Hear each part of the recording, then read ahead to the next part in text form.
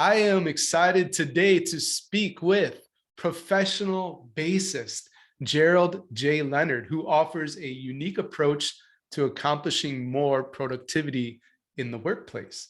He is the CEO of Principles of Execution, a certified minority business enterprise, strategic project portfolio management, and culture change consulting practice with over 20 plus years experience working with large federal and state governments and multinational corporations.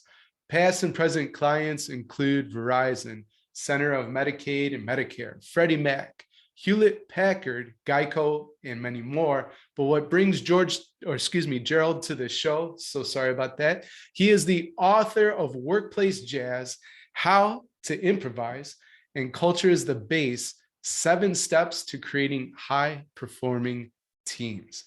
We're going to link those up for folks if you want to check out his books in the show notes and in the chat here on Zoom. And Gerald, welcome to this show. Danny, thanks so much for having me. I'm really happy to be here. Pleasure. I could geek out on jazz all day, so I'm going to try to really refrain from asking you about like my favorite albums and this kind of thing.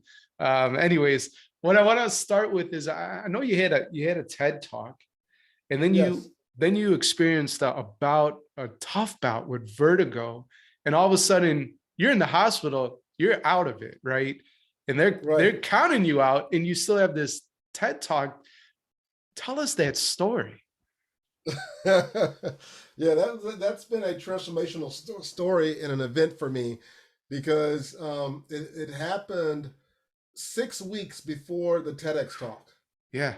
And I was at a conference that weekend, and one of the mornings I woke up and went to the shower, and the room started spinning.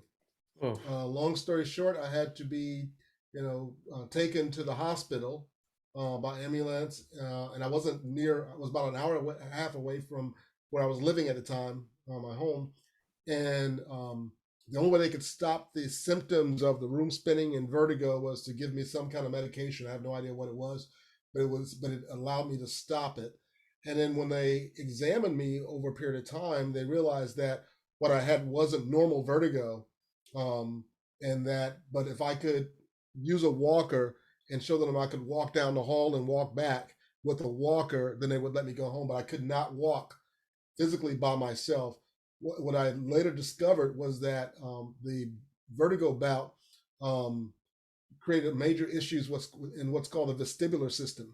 That's your balance system. And they basically wiped it out, like somebody erases the chalkboard. Well, my vestibular system was erased for a period of time, and once they did all the testing, I had lost 86% capability in my right ear, which meant I only had 14% capability in my inner ear, which is obviously like a brain injury. So I spent a week in bed. I mean, once I got home, I spent a week in bed. I'm literally laying there going, "What in the world is this? The rest of my life?" Literally, I had no clue, and I'm thinking, "Is this it? Am I going to be like this for the rest of my life?" I'm an independent consultant. I have my own business, so if I don't work, I don't get paid. Blah blah blah. And my business has changed quite a bit now, but I laid there and I was thinking about my TEDx talk, and I was like, man, I got to figure out how to get back up because I have this talk.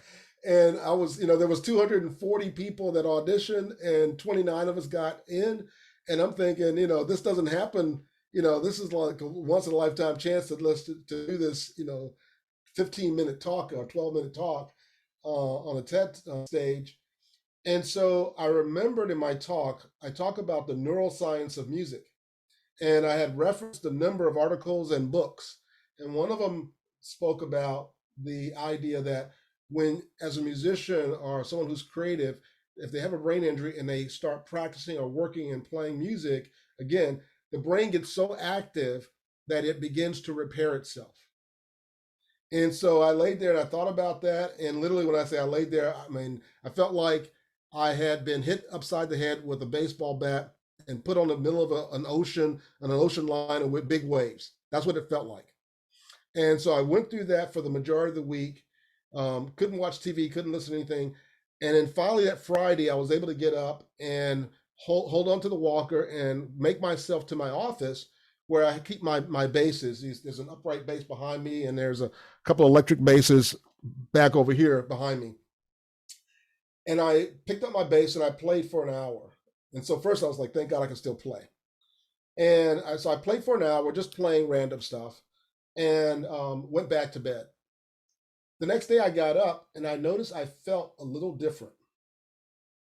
And so I thought, well, the only thing I did different yesterday was I played my bass. So I went back and played for a couple more hours the next day.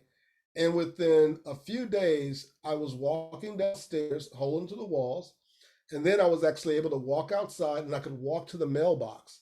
And when I'm talking about walking, it was, I had to consciously think like a toddler, right foot, left foot, right foot, left foot. But I kept pushing myself to walk, but I kept practicing and playing my music again. And within 3 weeks before I went to the ear, nose, and throat doctor for the full exam, I walked in unassisted. Now I was very gated, but I walked in unassisted. And he looked at me and goes, based on your tests and everything, he goes, what have you been doing? I said, well, I have this TEDx talk and I'm a musician. I've been playing my bass, preparing for this talk. I rewrote the talk. I wrote a song for it.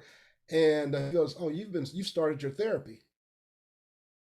And literally within 2 months after I did make it the TEDx talk. I was able to deliver that, and I was able to, play the song. And in fact, I actually recorded that song and 2 other songs with a friend of mine who's a producer, and he's a Grammy nominated producer.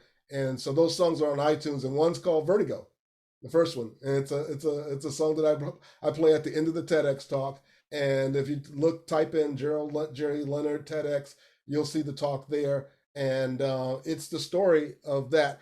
But it was an amazing experience of watching the gift of music, the blessing that I've been given as a musician, how it came back and paid dividends in my life to get me to the point where I can walk. Now, the result of that is I have a disability now called vestibular neuropathy, which basically means I do still have challenges when I stand up. I have to let my balance catch up with me. But, besides that, I am back to normal pretty much. But I have those kind of constraints and things along that line. So life has changed a little bit, but, thank God I can walk again. And music was healing, was what healed me. And so, it was after that I wrote the book, Workplace Jazz. I had already written the Culture as a Bass book, but that was after that I wrote Workplace Jazz. Mm.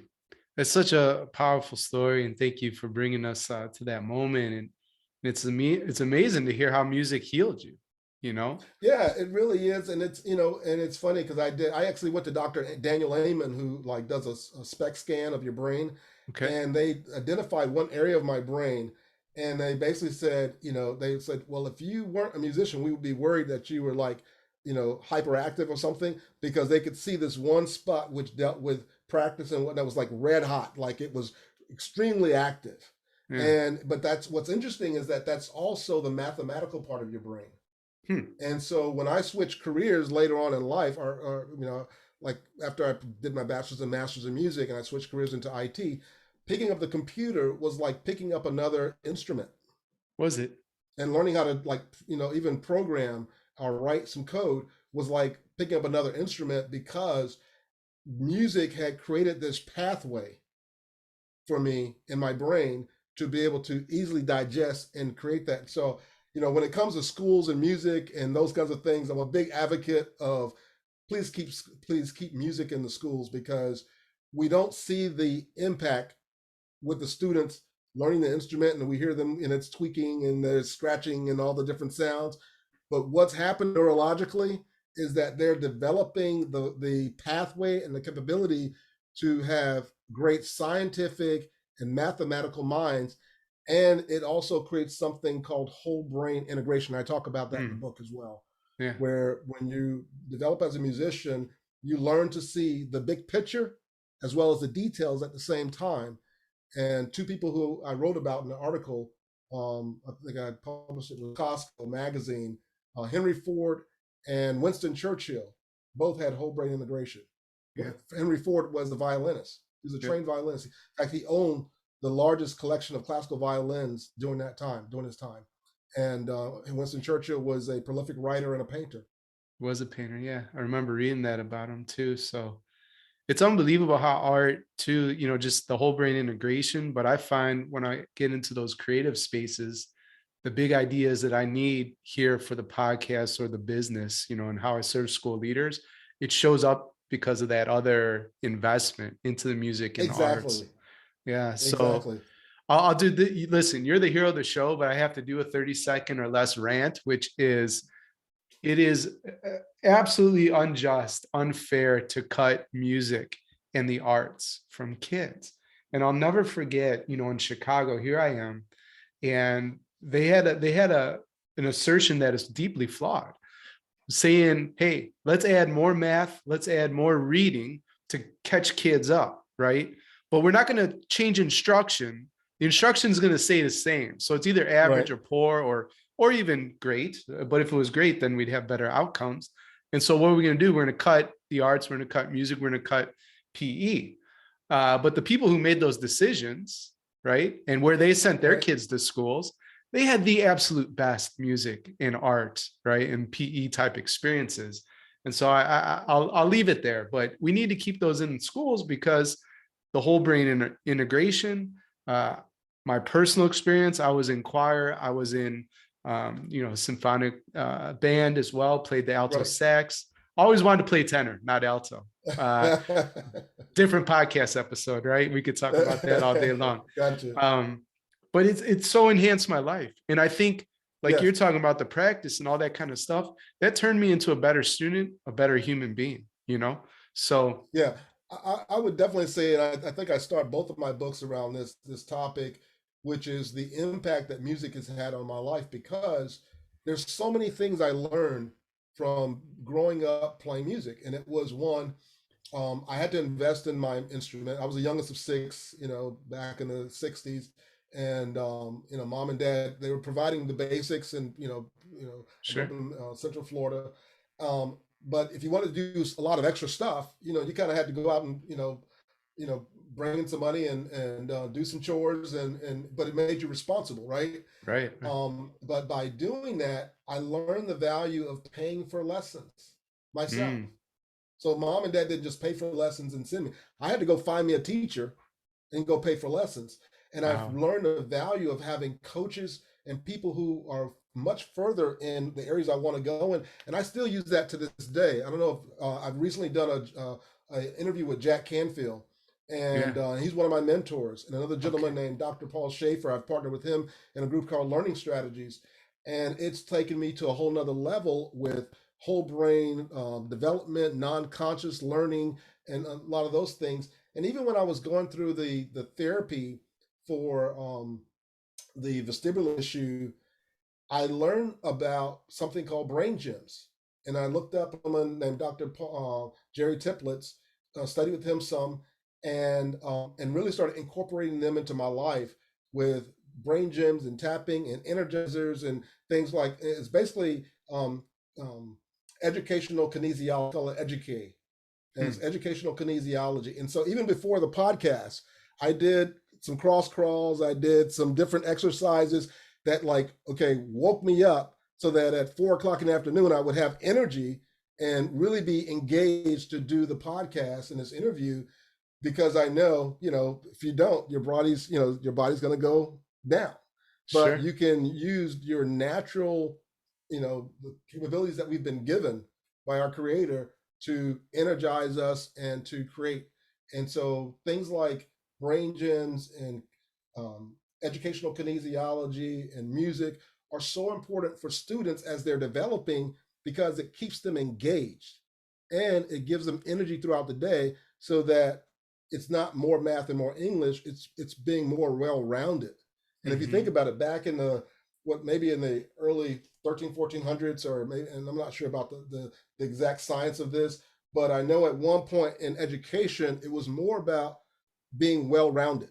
Hmm.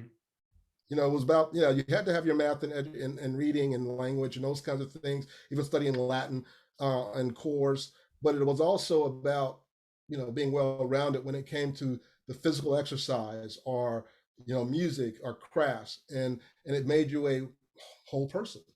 right? Right. And so I think we do our kids a disservice if we're only focused on just the academics and we're not developing that other part of them, because it literally ties the right and left brain together, and Hmm. it gets the corpus callosum, which is the part in the middle that allows the communication between the left and right brain to communicate, and has such an amazing impact on our lives. I've seen it in my life. Right. I've seen it in mine too. That's fantastic. I'll have to research brain gems. That's a new idea for me. So I'm sure that's gonna turn into like a, 48-hour internet hole. I'll crawl out and it'll be Thursday, but that's okay. I'm gonna learn some stuff along the way. So speaking of Exactly. gems, I know you have this concept called acres of diamonds. And I'm wondering, if you might share what that means to you, the acres of diamonds lesson. Yeah, for me, the Acres of Diamonds, I love the book. Right, Mhm. there's a book that was written about Acres of Diamonds, and it was the whole Okay. idea that that your greatest asset is within inside, Mm, is within your current periphery. The story was that a gentleman went around the world looking for the largest diamond mine, and he lived on this farm in South Africa, and he eventually sold the farm, died, didn't find it. The person who bought it was outside and on the farm in a stream, and he saw this thing shining up at him within the stream, and he goes and looks and sees that it's a small diamond. Then he mm, finds some more, and he starts like digging and realizes that it became one of the largest diamond mines. So the gentleman who owned the property initially, who went around the world looking for diamonds, didn't realize that he had the largest diamond mine in his backyard. And mm, the whole metaphor of the story is a lot of what we need to be who we um, want to be, mhm. and the fact that we can even have those thoughts about our goals and dreams, means that we've already been given the capability to be that kind of person. We just have to figure out ways to draw it out of ourselves. Wow. Yeah. Yeah. I'm thinking that must be one of those lessons that you leveraged when you were going through the vertigo and had to, rehab to get back to Oh speak on yeah, I mean, it TEDx. made that, and just thinking about, even like, we just saw the Super Bowl, and Odell Beckham, he gets hurt, and Yeah. you could see the pain in his face, because he's like, man, not again. Right. Because but when you're going through that rehab, you have to dig deep and find something inside yourself that's bigger than the pain to overcome it. But when you come out of it and you rehab, you're a different person, Yeah. and because of that setback and overcoming it, it makes you a much better person, a much different person, someone who has more capability and more ability to help others and to do things that you couldn't do before. Right. So were you able to watch the halftime show? It was great. I really liked What it. do you rank it as one of the best ever? Because listen, I'm I 43. mean, I grew to up me, with all those musicians. It was the best ever for I me. like what to be honest, I like what they did. I Yeah. like to see, I like what Dr. Dre and Snoop did, and the concept and everything. But when you look at, what is it, one of the best? I think when Prince was playing Purple Rain, Right. Right. Right. Yeah. in the rain, Yeah. Yeah. and just wailing away on the guitar Yeah. and doing his thing, that to me, that was the epic. I mean, Yeah. it's going to be hard for anyone to beat that Super Bowl halftime show. Right. Agreed. Agreed. All right. Well, Yeah. speaking of like Super Bowl halftime shows and all that kind of stuff, obviously tons of practice, right? And Super Bowl Yes. as well to get ready for the performance. But I Yeah. know you say that practice is actually the performance. Tell me more about that. It really is. Yeah. So the idea behind practice being a performance is the way we prepare in practice is how you perform. And that was, and I remember when I was doing my master's, I was in Cincinnati Conservatory, which is a pretty good school for Mm, music, and we'd actually gone to play a concert with University of Pennsylvania, and then we went up to New York and played at Carnegie Hall. And my teacher, who I studied bass with, his name was Frank Proto. Now, Frank, the reason why I wanted to study with Frank was a bassist. He wasn't the principal bassist for the symphony, like sitting first chair, but he was a bassist who played classical and jazz. And he wrote orchestral music. He was the composer for the symphony, and he also wrote bass concertos for a gentleman named Francois Rabat over in Paris. And he would combine elements of classical and jazz in his music, and it was just amazing. So one day I had a lesson with him, and I had a cold, and I walked in and I'm playing, and he stops me, and literally he probably yelled at me for 15 minutes. Hmm. And he was like, if you're going to bring this, then we might have to discuss this of me being your teacher, because when you're a professional musician, no matter how you feel, if it's time to perform, you got to bring it. And if you're practicing, and even if you feel bad and you still practice poorly, that's how you're going to perform. So he drove that into me, and it really made me stop and think, okay, if I'm going to do this seriously and make a living at it, or do whatever I'm going to do, then the practice of what I have to do has to be just as important as the performance. And then I realized, just looking back at my own life, looking at professional musicians, whether you're, let's say Dr. Dre, or Snoop Dogg, or one of those guys, or you're the violinist and violist for the New York Philharmonic, you spend 95% of your time practicing. Yeah. Whether by yourself or with the orchestra. And when you add up the time that they're in front of an audience actually performing, it's like 5% of the time. Mm-hmm. So if they don't, one, really master their art during the practice, as well as if they don't enjoy the process of practicing, then you're going to be miserable. And I think it's fun. It's interesting. Again, going back to Super Bowl, a lot of the players, some players are saying they're going to retire afterwards, and it's not that they don't like the game. It's just like they just can't. They don't want to do the practicing anymore. It's like their bodies are going, hey, my body's been getting battered for 8 years or 10 years, or Tom Brady 20 years. I can't take this anymore. I love performing, but it's the practice. Yeah. And so they get it. They realize that, for me to perform at that level on that stage, then I have to have practice at that level day in and day out, and really love the practicing part of it.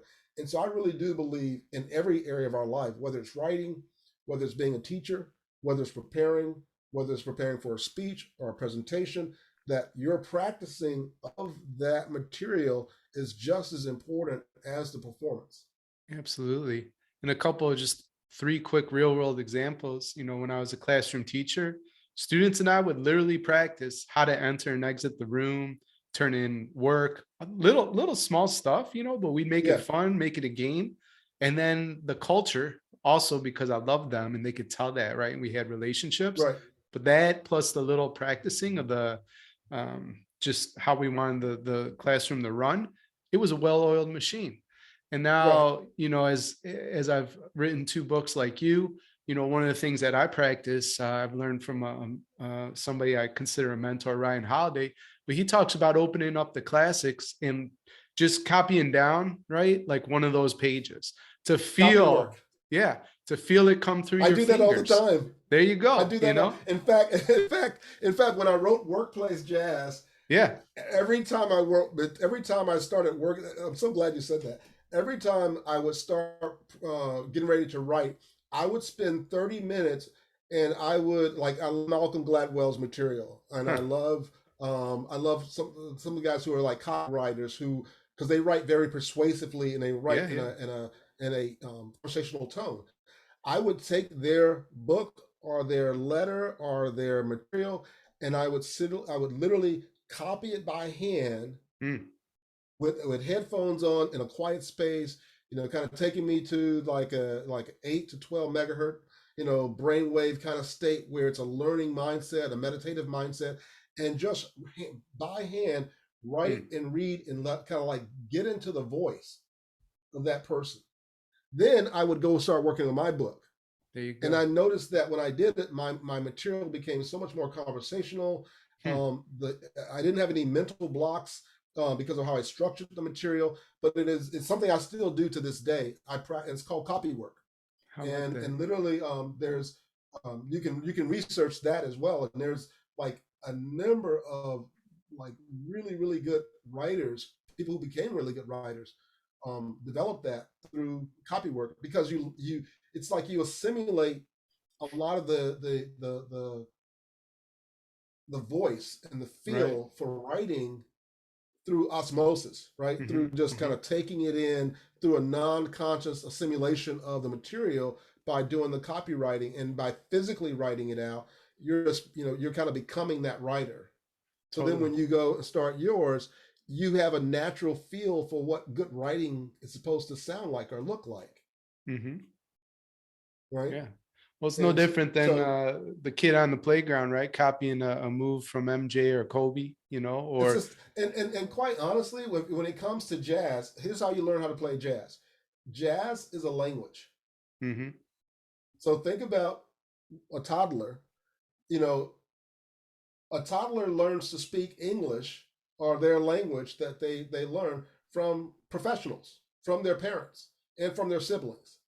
And the parents and the siblings don't go, "Oh, Johnny, no, don't say it that way." I mean, if it's the kid's like 1.5 or 2 years, I mean, you're like totally constantly yeah, encouraging, yeah, yeah. right? Because and then pretty soon, by the time they come to school, they don't know, now verb or any of those things, but they can carry a sentence and they can put things together, and they Right. may have their dialect and so on and so forth, but they've learned to speak the language. Mm. And they do it through imitation. Playing jazz is the same thing.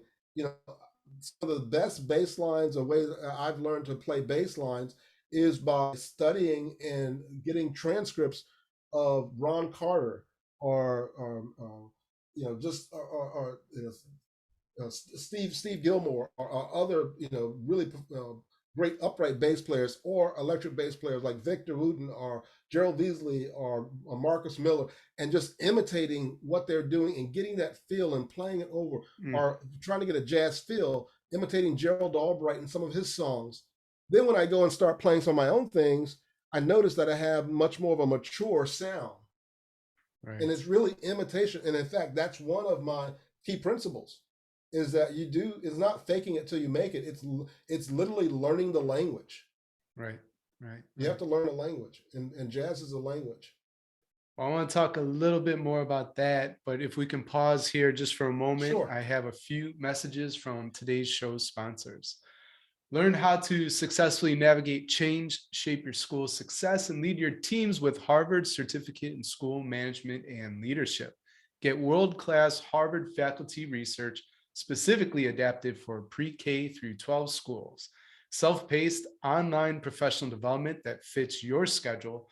Apply now at betterleadersbetterschools.com/Harvard. The BLBS podcast is also brought to you by TeachFX.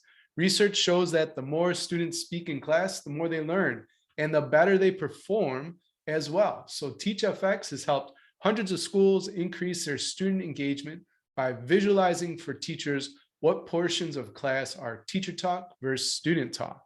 Get a 20% discount on TeachFX by using a special code just for the Ruckus Maker Nation, teachfx.com/BLBS. And today's show is also sponsored by Organized Binder, a program which gives students daily exposure to goal setting, reflective learning, time and task management, study strategies, organizational skills, and more. Organized Binder's color-coded system is implemented by the teacher through parallel process with students, helping them create a predictable and dependable classroom routine. You can learn more and improve your students' executive functioning at organizedbinder.com. And we are back with pro bassist Gerald Leonard, who is also the author of Workplace Jazz, How to Improvise, and Culture is the Bass, 7 Steps to Creating High Performing Teams. So Gerald, before we get to the questions, last few questions I ask all my guests, Yes. we were talking a lot just like how jazz is a language and things that musicians naturally do. And I know you say that jazz musicians have 9 things they naturally do to improve team dynamics. I don't think we have time to cover all 9, and we want people to pick up your books too, so they can Right. read about all 9 ideas. But maybe if there's 1 or 2 that you'd like to riff on, we'd love to learn from you right now. Sure, sure. So one of them is improvement, and Mm, this is the foundational one, right? Whenever you're developing a band or getting musicians together, and when musicians work together, they're constantly improving, and that's the thing. I fell in love with music when I was younger, and I still love music. I'm almost 60 years old. I'm 59, and I still practice. I still listen to and study other musicians. One, it makes you young because it keeps you realize that as much as you've done and as many places you've performed, there's still so much to learn. And it really is about deliberate practice. And it's mm, not just, hey, I can play, so let me just kind of keep playing what I'm playing. It's no, if I'm going to improve, then I need to play some things that are going to push my skill set, and I may have to slow down a little bit to learn this new line or learn this new concerto or learn this new set of bass lines from different artists or their style.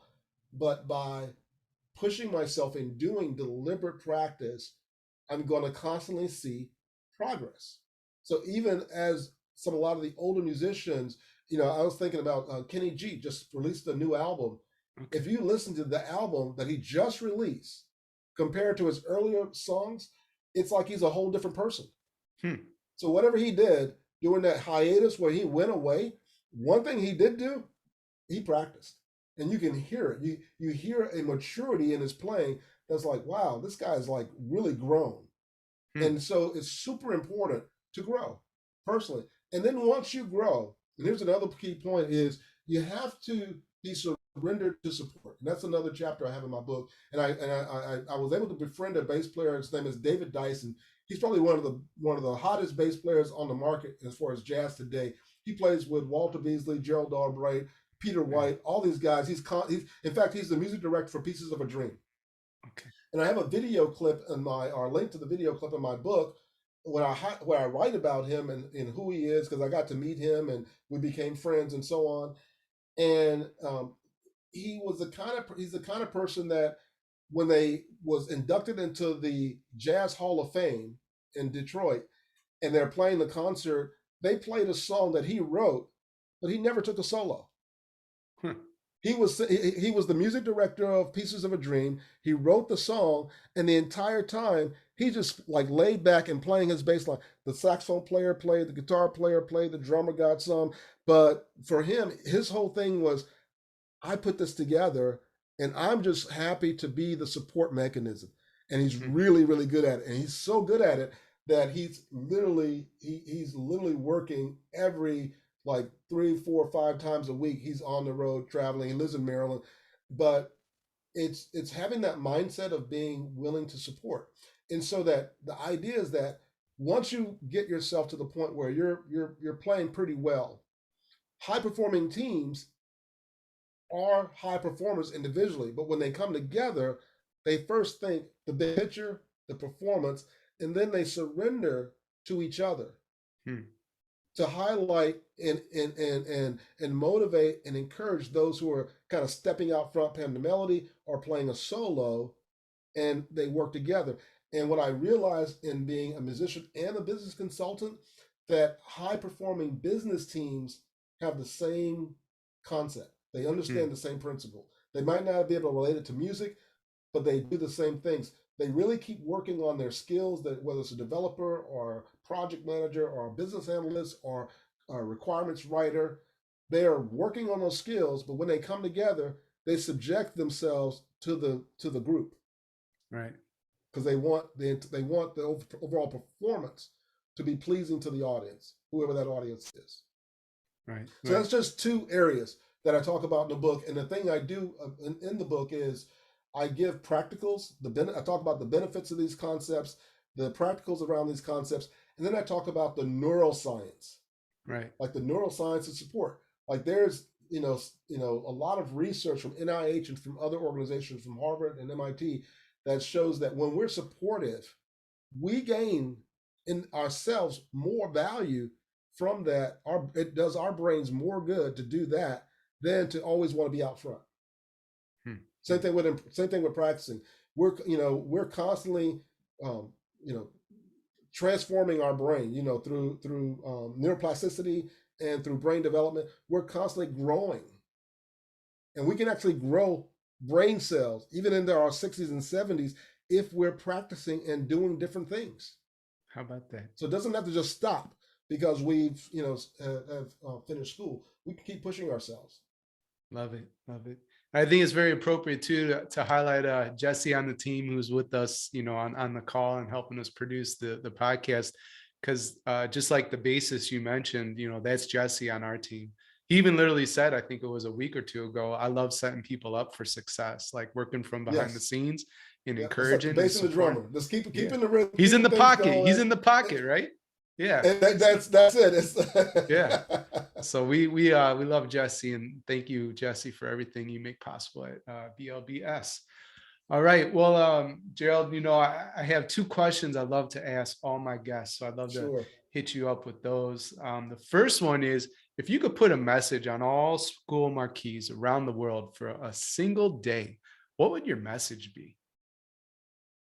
Value the impact that music can have in a young person's life. That's right. Because when I was in high school and in grade school, I wasn't good at English. I wasn't good at literature. I loved music.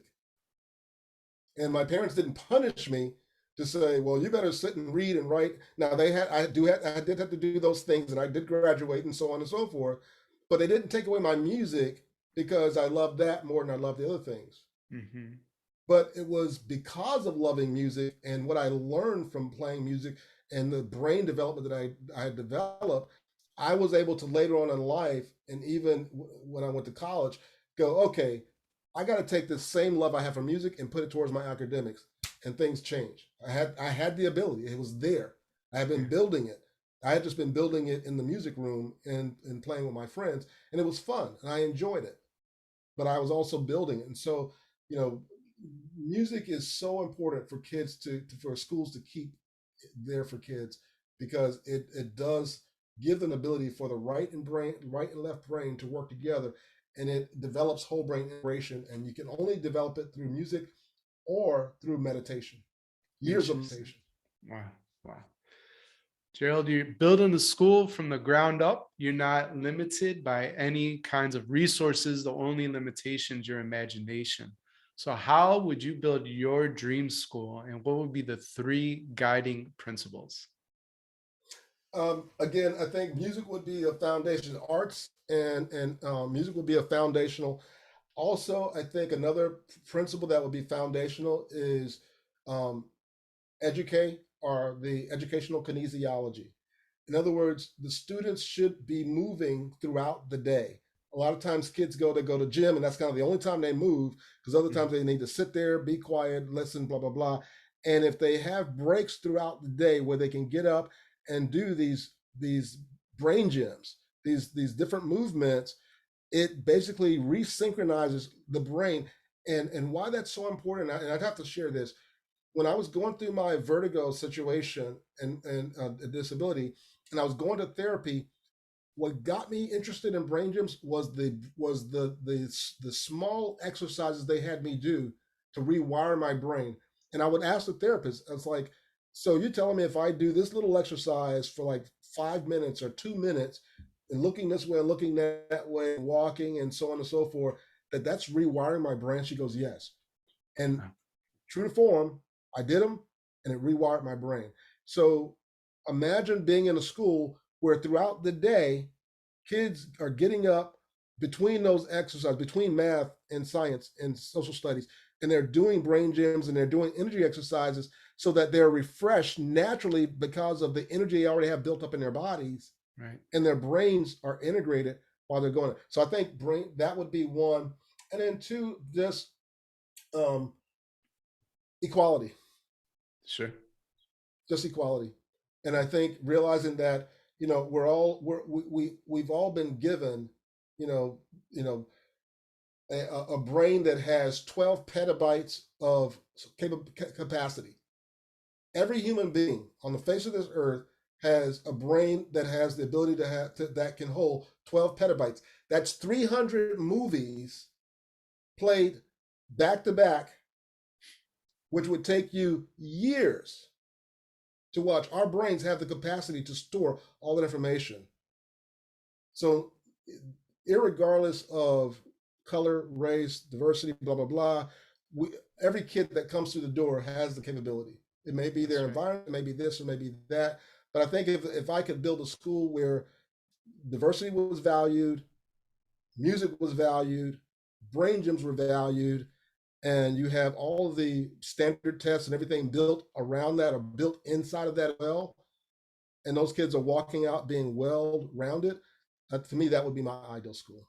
Yeah, be a place I'd send my future kids. So I appreciate you sharing that.